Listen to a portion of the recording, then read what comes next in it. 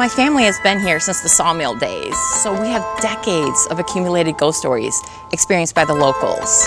With my avid interest in history, along with all these ghost stories that are just being compiled and indexed by my family, I put them together and came up with the Historical Ghost Lantern Tour and started Haunted Traverse Tour Company. The Historical Ghost Lantern Tour is full of mystery. There's some really intriguing paranormal activity unfolding right here in downtown Traverse City.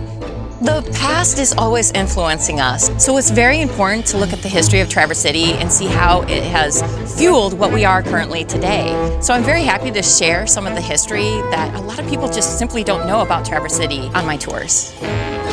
The Ghost Farm of Kingsley is a haunted trail fundraiser. It's about 15 minutes south of Traverse City. Now what happens is the farm is haunted, and it's pretty much driving our farmer to do some very interesting things. Now every year the farmer hosts farm tours for guests that come out to visit. But what usually ensues is a lot of screams and a little bit of running and definitely a lot of terror experienced by the farm's guests. Now this haunted trail attraction does serve as a major fundraiser for local organizations, including a few 4-H clubs. Our big core group that haunts is called the Forever Farming 4-H Club. Now, most people don't associate haunting in Traverse City. We usually come up here for the wine tours and the wonderful view of the bay, but there is a significant history that is fueling the hauntings coming out of downtown Traverse City.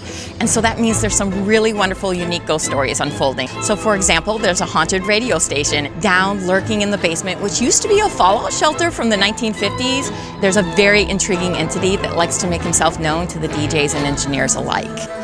But my favorite ghost story coming out of downtown Traverse City is right here on 6th Street, the Carnegie Library, where the old librarian that used to be working here for 40 years might still be here to check in your books.